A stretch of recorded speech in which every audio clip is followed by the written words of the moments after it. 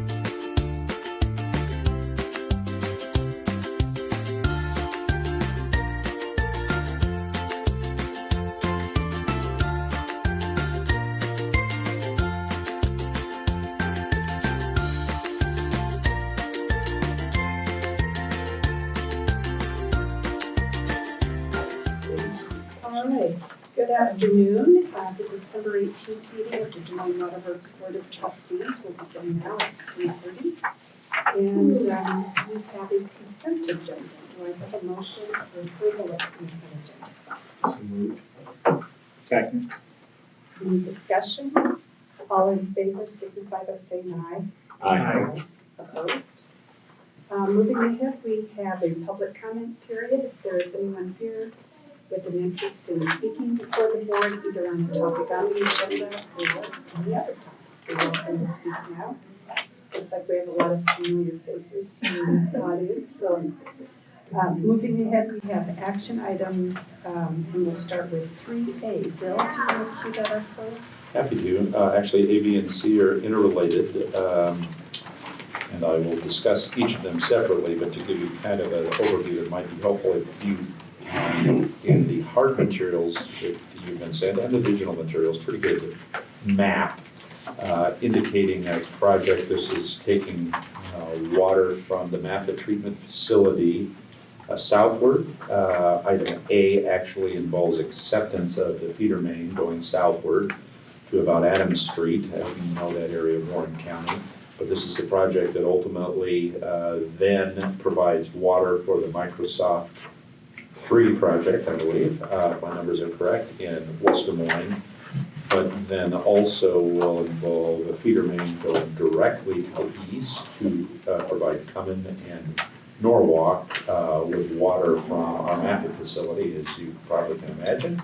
Norwalk in particular is captive to the Fluid Drive plant now, so it provides some much needed redundancy and additional capacity for them. Item 3A is the acceptance of the initial force main project south of the treatment plant to Adams Street. Happy to answer any questions that you may have here. Very small change order here.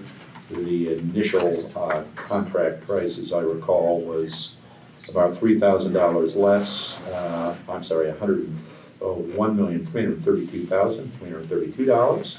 What we're asking for your approval here is about $2,600 more on a contract of this size. That's exceptionally close to the original contract bid. So my congratulations to our friends in engineering who were very much involved in project managing this. But this is for acceptance of our contract and payment to OnTrack of beautiful Nevada, Iowa, my hometown. No relationship with OnTrack here though, about $1.335 million. Happy to answer any questions you may have. So we're looking for a motion to accept the joint Moffitt Lake Park feeder main completed by OnTrack Construction LLC in the amount of $1,334,877.41. So moved. Second. Okay, any discussion? All in favor signify by saying aye. Aye. Any opposed? Moving ahead, we have item 3B. Again, B and C are related to A. B, you should have at your desk a draft copy of a second amendment of our 2080 between West Des Moines Water Works, Cumming, Norwalk, and you all.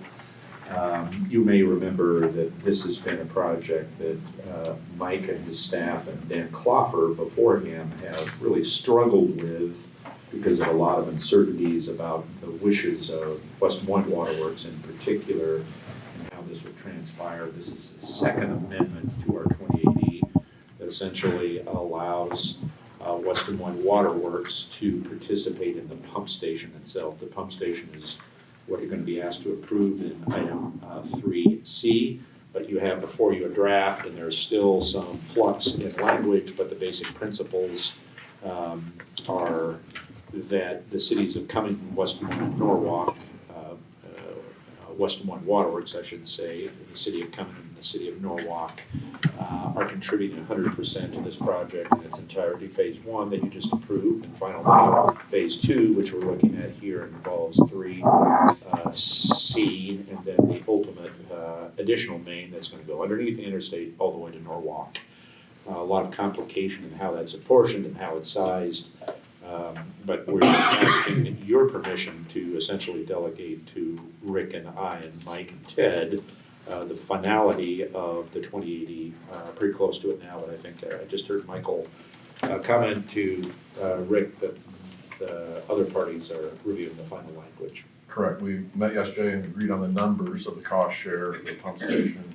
We got a 2-page amendment. We think we should get that reviewed likely this week, if not next.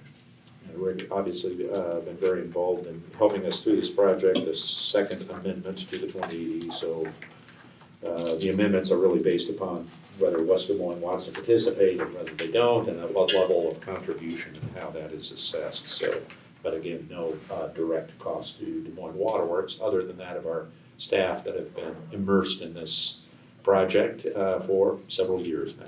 Happy to answer any questions you may have on it. So we're seeking a motion to approve and authorize the chairperson to execute the second amendment to the 2080 agreement to be prepared by staff and approved by council among the City of Norwalk, City of Cumming, the Board of Waterworks Trustees of the City of West Des Moines Waterworks. Oh, I'm sorry, the Waterworks Board of Trustees to the City of West Des Moines and the Board of Waterworks Trustees of the City of Des Moines, Iowa. Specifying an agreed upon cost share allocation for the expansion of the pump station. Do we have a motion? So moved. Second? Second. Any discussion? Yeah, I have a question. This has to do with a lot of these. When the staff spends so much time on it, is part of that put into the cost, or is that just our general overhead, or? David, you have hit on what for me is a, how would I put it, a sensitive item. The easy and not necessarily the answer I like to your question is we do not charge the bulk of staff time to this project. We are in the process of walking through how that would happen here, but generally this Mike's time, Nathan Casey's time has been spent, and Cole Prevo, a number of Mike's staff have been spent working this process through, but I do not believe any labor hours were specifically allocated to it unless Mike will tell me otherwise. I do not want to necessarily disagree in public, but I think our costs are Entirely charged to it? Oh, we Our- like that. That's a once we get change. the 28, the initial 28E assigned, our labor from that point on is well recovered and That is accounted for. That's a welcome correction in public, Mike. Okay. There is likely some efforts, before 28E is signed, there are likely some efforts that are, we're kind of making an investment in a project there that aren't as easily recovered or allocated, and that's something that I think we can continue to talk about. But once the original 28E has been signed on this project, we are recovering our costs for our labor. Including our legal costs associated with it? Correct. Excellent. So the discussions that you had yesterday are actually being charged? Correct. That's a little bit of I was change just in- curious. That's the way it should be. Thank you, Michael. I hate to see this guy anger in public.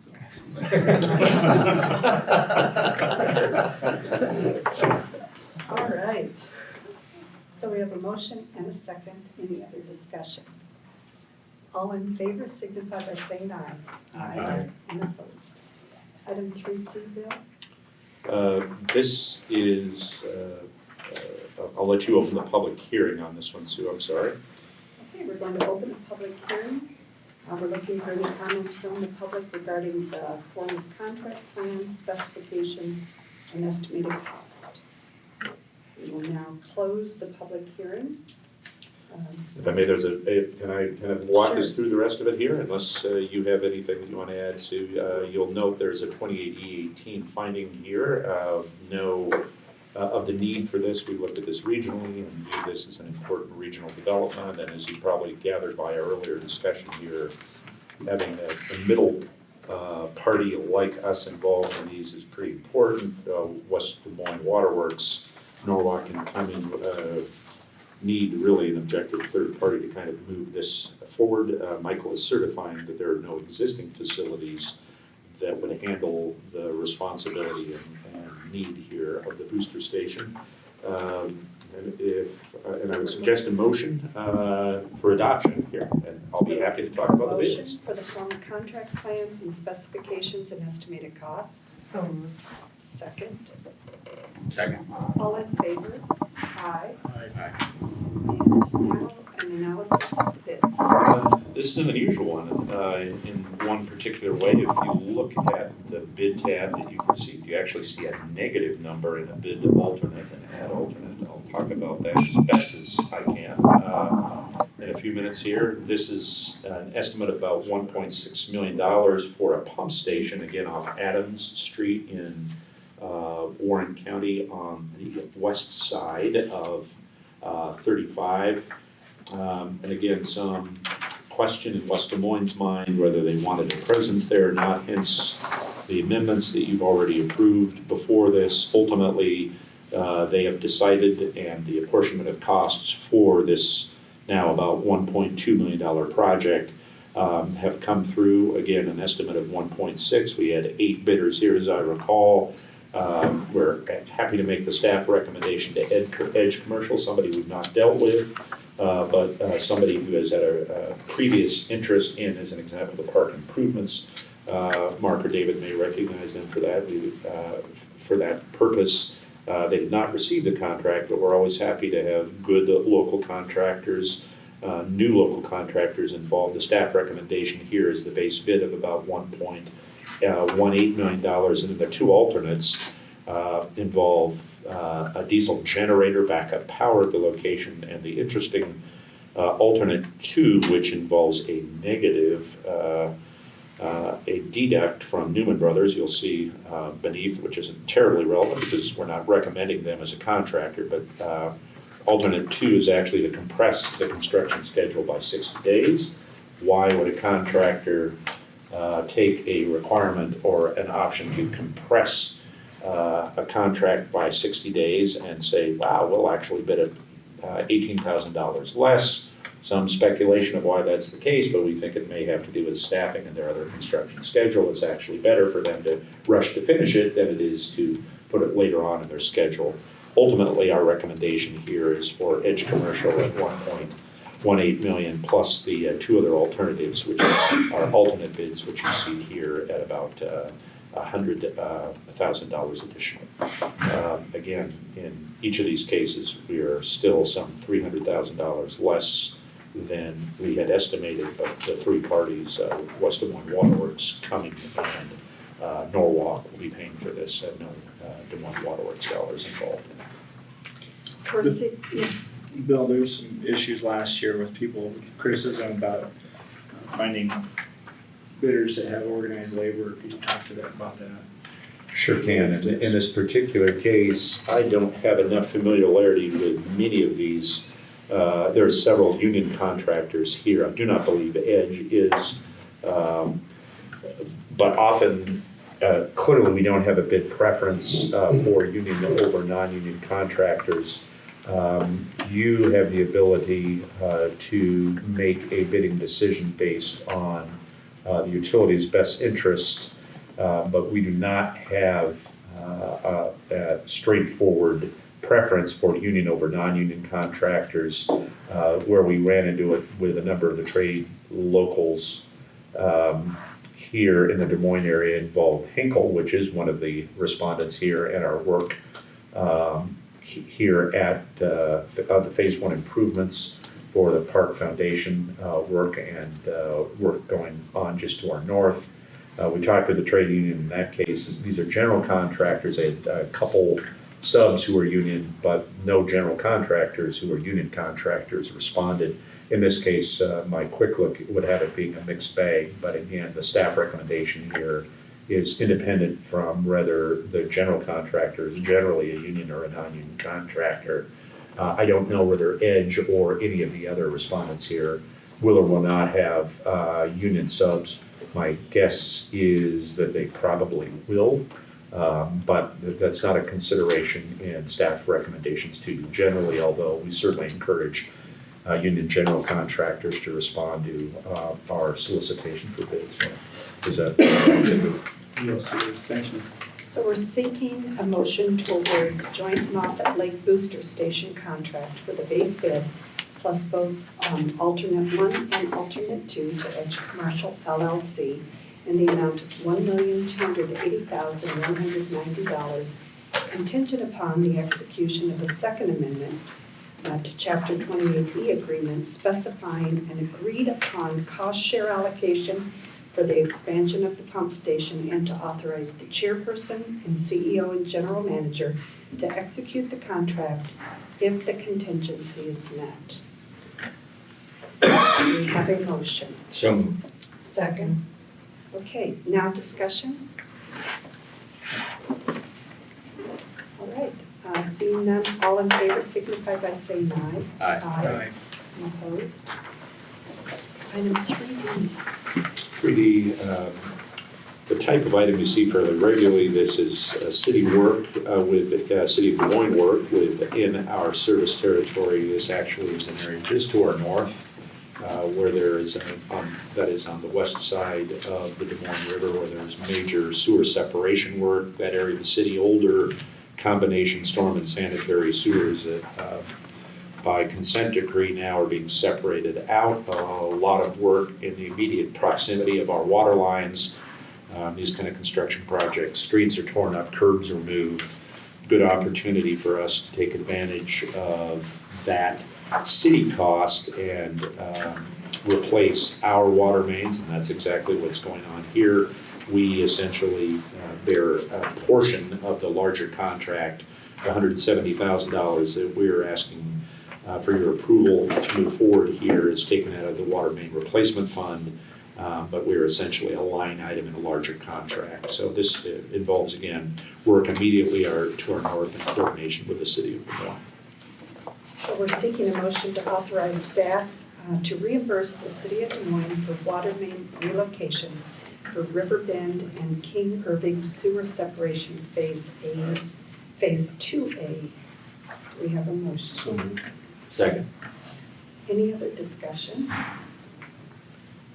All in favor signify by saying aye. Aye. Aye. Opposed? And we move to item 3E. An item that you see annually, you will no longer see annually after your approval of this item, at least as recommended by staff. This is the service line replacement program where the customer-owned piece of plumbing between essentially the curb and their home or business, their responsibility. We find a problem, we've informed them, and for whatever reason they choose to rely on a contractor that we provide as opposed to doing the work or trying to find better pricing themselves, or they have to work out some payment arrangement with us.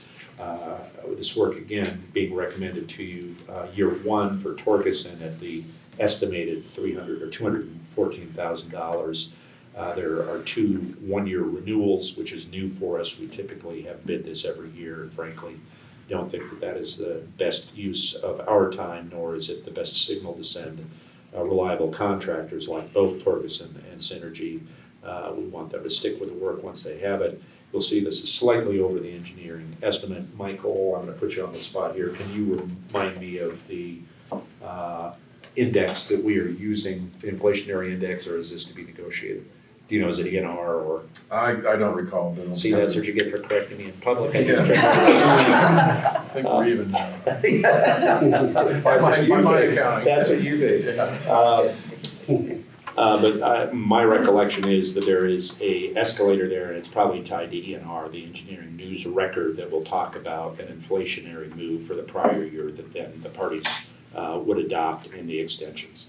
But happy to answer any questions you may have on this one. I know this is one close to Jennifer's heart of distribution, because this is work that we need done and are able to correct pretty significant flaws in the larger system through the use of Torgerson, who does great work for us.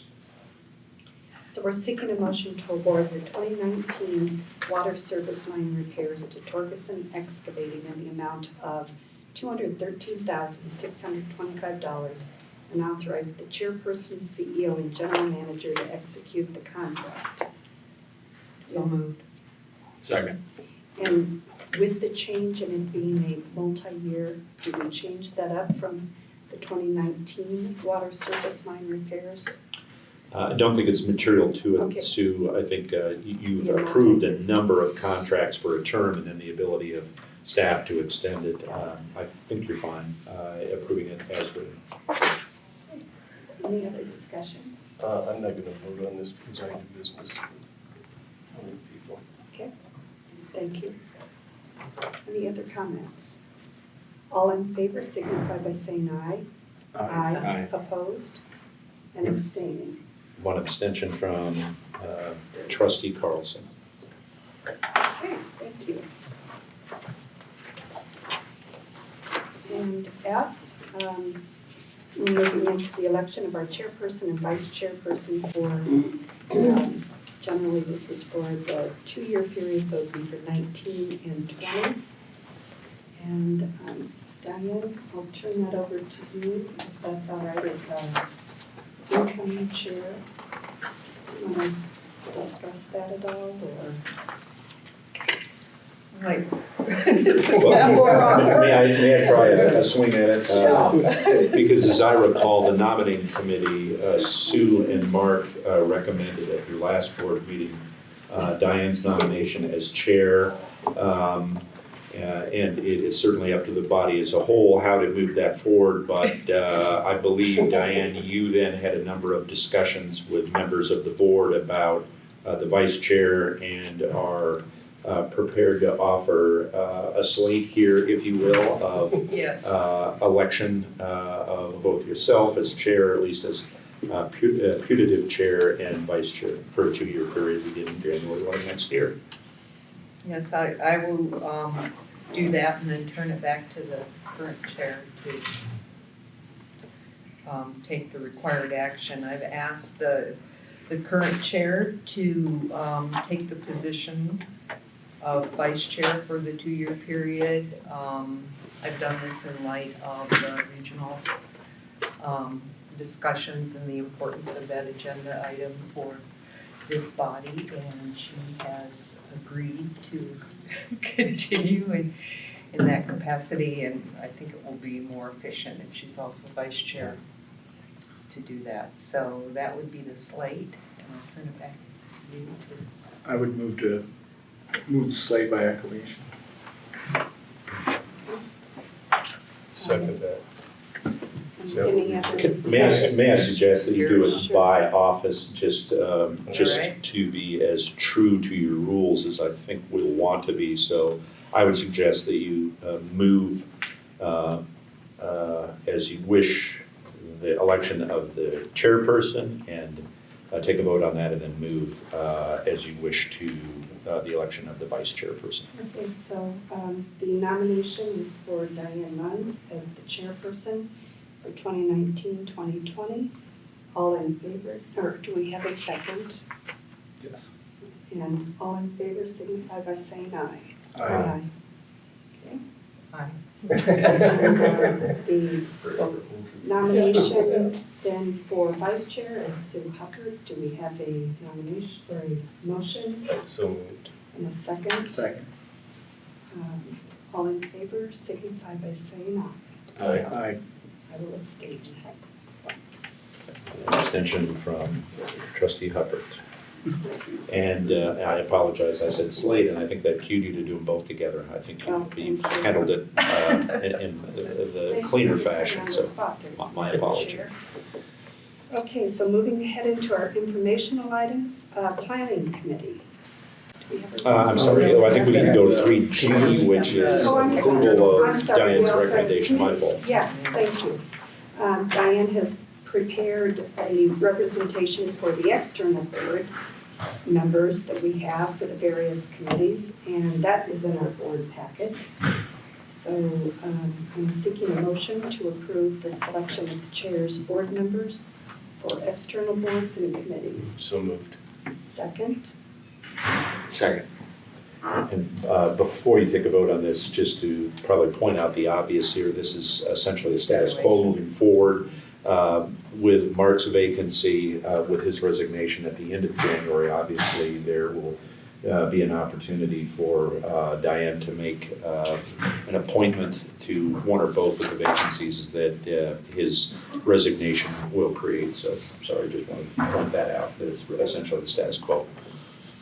So all in favor, signify by saying aye. Aye. And opposed? And now we'll move into informational items. Planning committee, do we have? We had a meeting and the one item we talked about was denitrification experiences. Just pointed out some of the reasons that we use the chemical or mechanical facilities, and some years we don't. Just a little bit of a review of our history, our past experience. Terrific, thank you. Yeah, I mean, I think several of you have been involved in presentations we made with Vern Rash as an example, talking about how this utility really started to a large degree through a series of cisterns and other things to be an off-river utility. We moved to directly taking from the rivers over the years and have found now, because of the corruption of those rivers through agrotoxins, and need to move back away from it. Hence, we're using the denitrification facility, the ionization facility less often. Relatedly, I know Graham has asked on a couple occasions, I know others of you are interested in the project to take the denitrification waste product and put it into the sanitary sewer. Still finishing some small details associated with it, although it's substantially complete, because we're not running the units, obviously there's no need to run them now. But we'll have a ribbon cutting associated with that probably in the spring to talk about us going beyond immediate requirements to come up with a process to spend several $1 million to send the waste product to the WRA. But yeah, that was basically the discussion a couple weeks ago. And I think each of you probably should have received a slideshow associated with that. Okay, we canceled the finance and audit committee. All that work had basically been done in the spring, moving into the fall. Customer relations committee. If there's any good report there, is there? What do we have? Well, I think one thing that we did receive notice from West Des Moines that I just want to make sure everyone knows is that the West Des Moines Waterworks CEO is going to be taking another position out of state, and so we wish them the best luck in pulling together what they need to do to continue to support their water utility. That's obviously a change for them. I don't think they had anticipated, so just wanted to make sure that was new. Diane and I are meeting on Thursday with John and Jody. And I think we had promised that we would be coming back with some information that Jody has been working on. So I would hope that by the January meeting, we would have that we could share with everyone. So it may be related to the work that Jody's doing, I'm not sure. But just to remind the board that the West Des Moines Waterworks has a contract with PFM, Public Financial Management, a local, or a national consulting group with a local chapter, a local office. Peggy and her staff have been working with them to provide some insight on the Raftella study and our rate-making program, as well as some of our cost accounting. So I'm assuming that ties in with G&K analysis and ultimately a report that presumably will be delivered to West Des Moines Waterworks surrounding rates and future analysis involving West Des Moines Waterworks. Graham, as our representative on the Botanical Garden I Board, have anything? nothing new to report. I have another strategic planning committee meeting tomorrow. I was there today at lunch. That place is just beautiful. I mean, they continue to make advancements and It's world class. lovely. And I don't know, Bill, if you've had any further discussion with Stephanie about their arrangement with the Coles Common. I've not. But I know it's on your radar screen. It is on my radar screen, but thank you. Des Moines Waterworks Park Foundation Board. Mark? Well, most importantly, they gave me a small crystal commemorative water droplet with my name and things on it, so other than that, not much. We're at about $10.25 million in fundraising. In the early spring, we're ready to start going towards retail collections from the public to allow people to join Friends of the Park type membership. We had the artist who's designing the memorial for replacement of the trees and other things. We're trying to design that.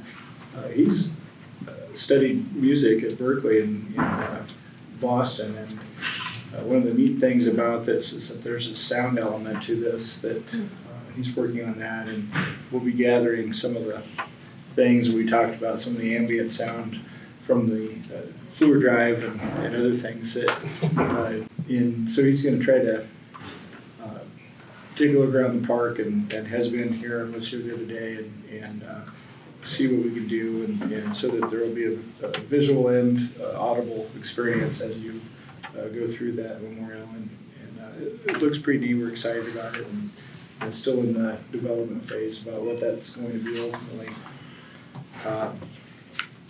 And of course, I'm not sure where we are, but I think we're supposed to have installation in the next 2 days, I think, on the amphitheater and have that coming in. We saw some pictures of the work that they're doing to put all that together, and that's exciting just to see all the concrete come in and everything else. A large part of our discussion was about trying to look at having a kickoff this coming summer and when that could be done. Because of the mud, we were unable to plant seeds this last, just through the development and get grass growing. So there was some discussion, some consternation about being able to do that, which is going to be something that happens every year, except once you get the grass established and trampled a few times, it'll stay. But they're a little worried, but everybody's excited. We've got some big interest from some groups. I think there will be a big general anticipation that want to come and play. We're still talking May, We were talking about June June, and grass, depending on how you put it in there, and 30 to 60 like have days. 1 month of events rather than just one event. Right. So, but that would be So the they big get all the big kickoff. So, and that's about where we're. Can I add a couple pieces to that? David, unless you Yeah. had something you wanted to add. Ted and I and Michael met with the incoming president, Ryan, and Sam yesterday, and gave us a briefing on a number of things that we're involved in. But if you, on your way out today, if you drive out there, you'll see a Manitowoc crane. See, Mike, I got into the conversation. A large crane, structural crane that has been assembled over the last day or two. They're getting ready to, later this week, hang the canopy frame on a couple pretty cool basket pillars. So there'll be some interesting stuff happening out there, hopefully later this week. It may go into early next week. I guess not too early, it'll probably be because of the holiday. There may be some weather conditions that prevent it from happening Thursday or Friday as anticipated, but you can tell there's some things about to happen out there that are pretty cool. But check out the crane, and later on this week or this weekend, if you're driving through, you may see some structure now coming off the ground. That'll be pretty impressive. I should say too, yeah, we did vote on new officers. Ryan, we've got a good system in place. I was on the governance committee. We have a rotation of people and we build as they come through to lead. Ryan would like to meet with Diane and make sure that he knows everyone, and there's an invitation to have Diane also come to one of the Park Foundation board meetings when she has time and meet all the folks there. Like I said, this last week is one of the great joys of doing this has been, in addition to everybody here, is the people on the Park Foundation board and doing that work. We've got people volunteering their time and putting in incredible hours and ability into getting some of these things done. Ryan's got a PR firm and cyclists, active family, doing all these things and very excited. I think he would like to fast forward through the year where he's got all these extra responsibilities. So you can share something to talk about with that maybe. But He's a cool guy. He's the right person at the right time. He's gonna be really good. Excellent. And now, the person with the calm before the storm, I think if we move into our government update, I've looked at Laura, I see the parking lots filling up at the Capitol and hearings are happening. I was just there today. Yeah. So maybe the Yes. last time we see her looking so calm. Yeah, and relaxed and not tired. In your packet, you'll have a copy of our legislative priorities for 2019 general session, or the General Assembly. I caught a typo, so I was gonna pass out some hard copies, but I'm gonna fix it and then we'll get you some copies that you can take along with you, when you're out and about, throughout the community, certainly when you're talking to friends and neighbors. But those are the same that I reported on last month, so nothing new there to report. However, I did want to give you an update that we are looking at scheduling a date about the third week in January with the staff and the future Congresswoman-elect Axne and Finkenhauer. So they have accepted our invitations to come to Des Moines Waterworks for meetings and tours. We're just working with their incoming staff to finalize a date, so more to come on that. And then also, you might have heard that Congress passed the Farm Bill last week. That was long awaited and gives much reassurance to our fellow Iowans. However, along with that, many in the water and environmental sector are actually applauding the Congress for the Farm Bill, as it contains several conservation compliance requirements and source water protection funding. It helps more farmers transition to organic farming. It helps people with crop insurance and conservation provisions that encourage farmers to adopt proven drinking water protection practices like cover crops and streamside buffers. And that looks like 10% of the Natural Resources Conservation Service funding, that's the NRCS, which is the boots on the ground for USDA. They are going to be getting $4 billion in the next 10 years. So that hopefully that money, we can see some of that here in the state of Iowa, hopefully. And then also it encourages water utilities to work with state technical committees in identifying priority areas in each state. Don't know what that means, but we will be working with our state agencies to find out what that means, and if we can have a say, certainly we would be a voice advocating as the Raccoon River watershed is a priority area that needs to be addressed. With that, that's all for me. And then moving ahead, I think we have some CEO and general manager comments. If I may, I'll jump right in. First of all, with a report on the 2018 goals. There were three, as you may or may not recall, one involving safety that will not be met, hence our ability to report out early that we failed at the goal early on in the year, and I'm confident then we'll close the year with failure. Our goal was 6 recordable injuries. We actually had 16, I believe, is the correct number. Your board materials actually indicate 15, but I think we've had a late addition to that. The two other goals have been met involving disinfection byproducts. As you'll recall, that's been a problem for us in the past. Mike, before Kyle, and Kyle and Mike now together, have met our goal there of being substantially beneath the regulatory limit.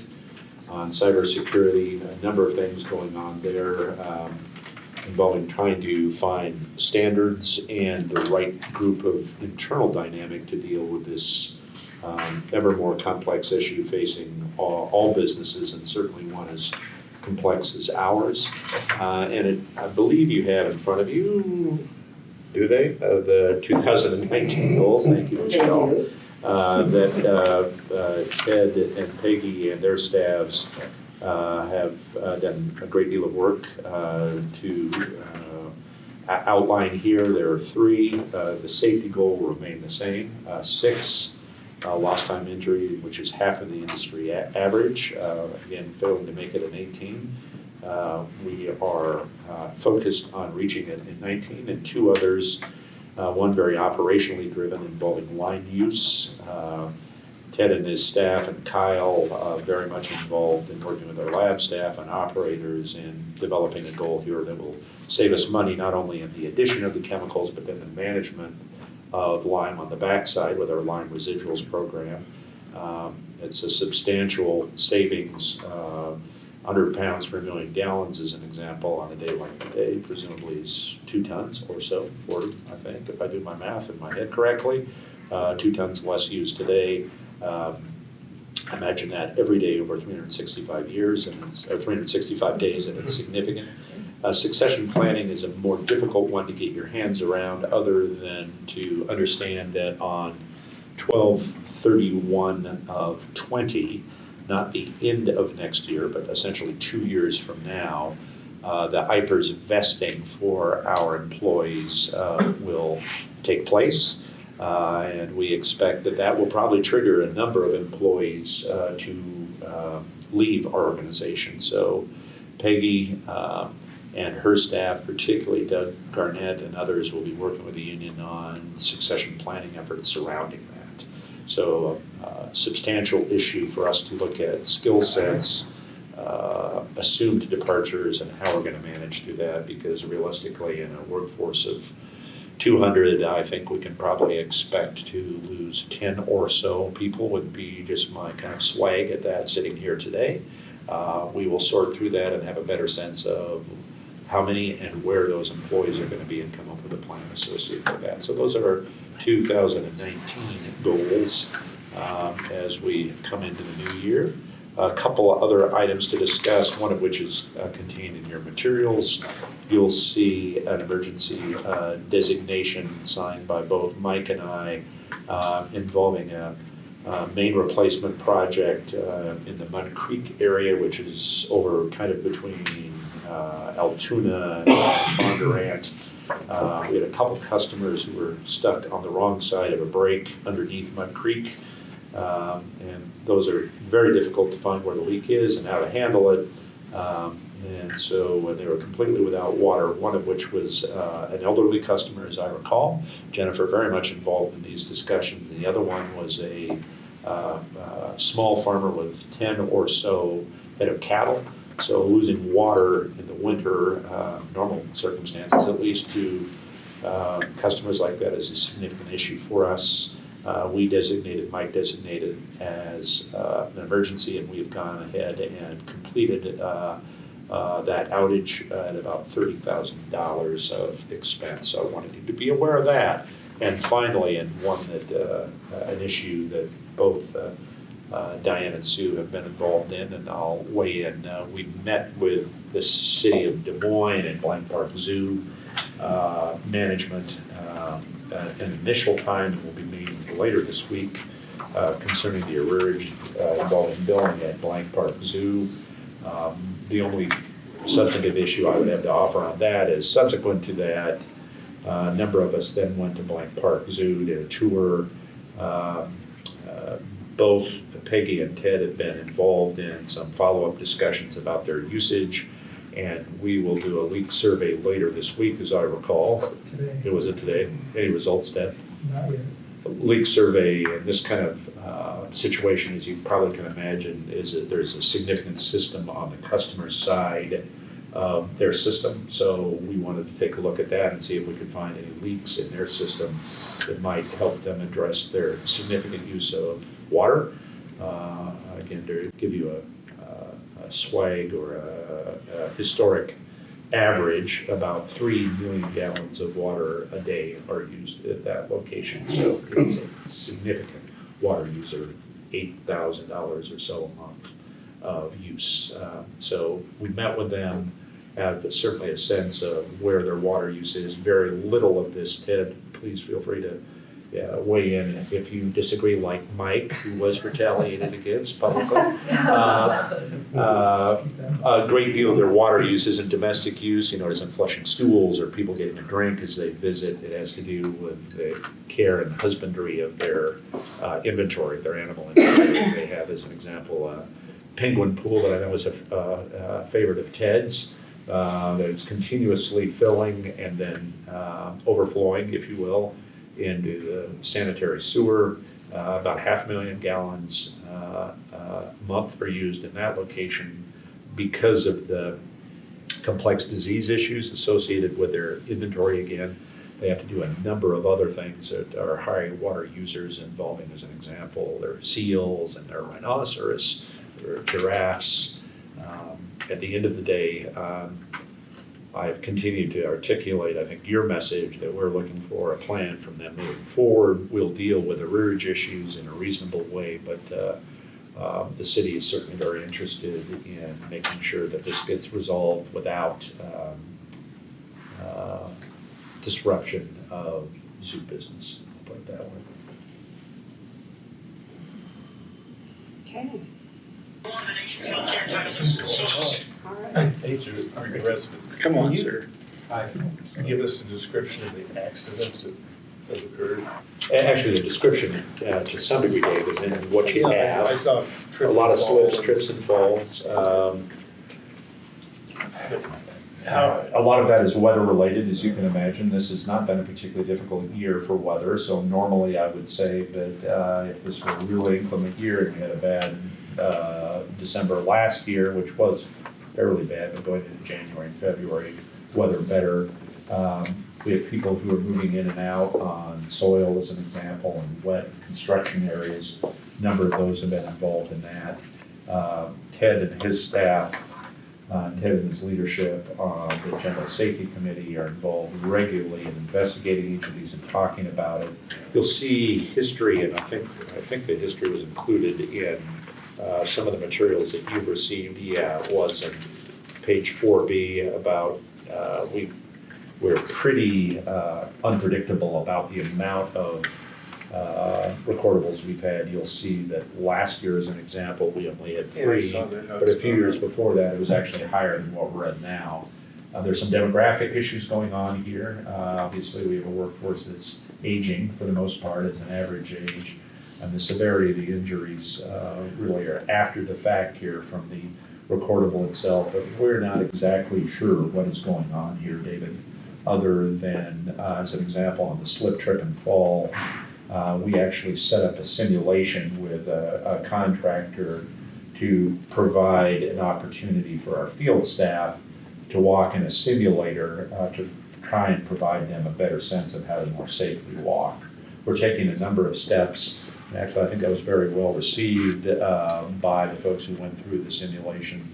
But ultimately, Graham was gracious enough to direct us to Graham Construction a few years ago, met with them on some accountability issues and some ways to make a workplace like ours, which is both industrial in the plant and then construction in the field, as well as customer service in our setting here.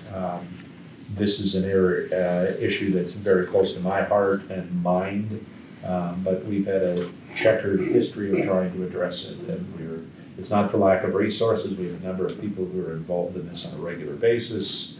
All I can say, David, is we have significant room for improvement. Ted, anything you want to add?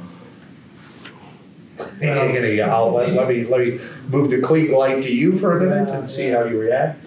In answer to your specific question about the injuries, there aren't large groups of injuries that are in the same category. It moves around. Because it's an awful lot, and some of those are long-lasting effects. Some of them are, we have some repetitive motion injuries. We have one hearing loss this year that is a recordable injury. We've had a couple that were, car crashes that resulted in some minor injuries for our people. It was not their fault. But then we have slips, trips, and falls, people who just trip over something or fall over something. Those are the things that we've been focusing on, but clearly we need to focus on them. To address in very general terms what we try to do, we try to train, we try to investigate, and we try to hold accountable employees in these kind of circumstances. We have weekly training throughout the utility on safety-related issues, as an example. This week 50, as I recall, of 52, we have some fall protection training. Obviously, not all of us are involved in fall protection. We have more generic training. But realistically, there's a cultural issue here, not to use too much of a buzzword, but a cultural issue here we really haven't been able to come to grips with, where we have a substantial number of our workforce that really wants to get her done, get the job done without regard to the assessment about risk and how best to react to it, or how best to plan around the risk. We're working on trying to address that. This is an area close to my mind and heart. These numbers are unacceptably high, and as I reflect back, as we all do this time of year, this continues to be an area that I have not succeeded in a way that I would want to on behalf of the board and on behalf of our workforce. Continue to put a lot of work into it. We are confident that we will drive that number down next year. Okay. Thank you, Brett. We wish all of the staff and everyone at Des Moines Water Works, all of our customers, a wonderful holiday, and I hope we don't have water main breaks like we did last year. Ted, I think between Christmas and New Year's, I don't know that you got a break at all. Yeah, we had 100 breaks in January, Jenny, last year.